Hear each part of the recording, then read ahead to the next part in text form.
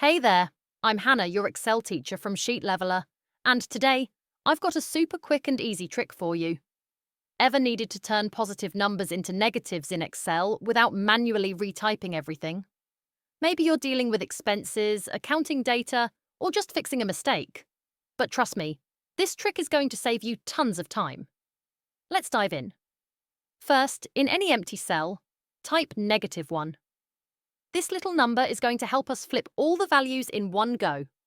Now, just copy that cell using Ctrl+C, or right-click and choose Copy. Next, highlight all the numbers you want to convert to negative. Here's where the magic happens. Go to the Home tab in the ribbon. Click the Paste drop-down. Don't just paste normally. Click the little arrow under the button. Select Paste Special. In the Paste Special window, choose Multiply and hit OK. And just like that, all your numbers are now negative. You don't need the -1 anymore, so go ahead and delete that cell. And you're done. Wasn't that easy? No formulas, no complicated steps. Just a quick and efficient way to change positive numbers to negatives in seconds. Try it out right now.